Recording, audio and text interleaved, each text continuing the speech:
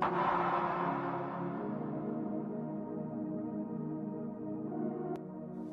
jeune fille enceinte par la vertu de la puissance d'en haut est le signe que le chemin du divin et de l'humain devait se croiser à la croix. Ce lieu où Dieu devait prendre la place de l'homme et où l'homme prendrait celle de Dieu. C'est pourquoi Marie qui est enceinte porte dans son ventre la porte du ciel ouverte à toutes les races. La voici qui marche dans les rues de Nazareth en portant dans son ventre le Dieu qui porte sa vie entre ses mains. Les hommes n'ont aucune idée de l'humiliation que le Messie dut vivre à ce moment où il doit être soumis aux lois de la nature, se laissant porter 9 mois dans la matrice de l'humaine.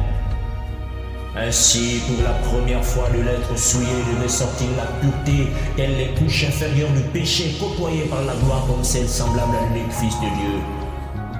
Le Fils de Dieu devient ainsi Fils de l'homme, participant à la chair comme les enfants qui arrivent ici-bas dans cet état de faible commencement où le corps et l'âme sont privés de toute force. Le roi de tous les rois qui naît dans une étable et qui fait son premier sommeil au fond d'une bergerie. Le salut de tous les hommes et l'espoir de toutes les extrémités lointaines de la terre est né.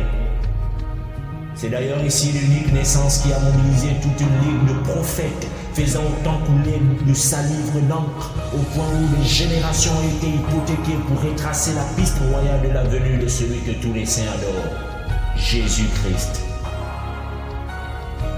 En effet, aucune naissance n'a autant fait l'objet d'annonciation avec une fascinante précision dans son avènement.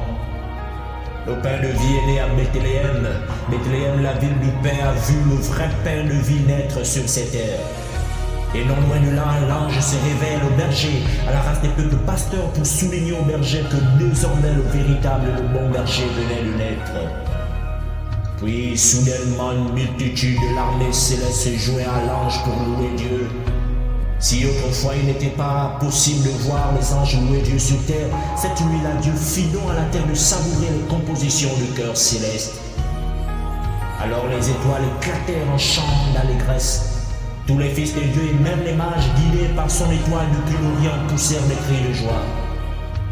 La naissance du Fils de l'homme a ainsi révélé l'adoration et la louange au-delà de tous les systèmes. Une seigneurie au-delà même de l'hégémonie du système hérodien. Oh oui, le commencement du testamentaire nouveau venait d'être amorcé par une naissance destinée à établir le ministère de la réconciliation.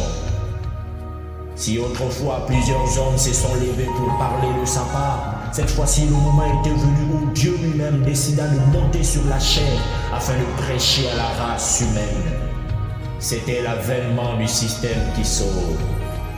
Dieu venait de donner naissance à un chemin pour s'unir à lui.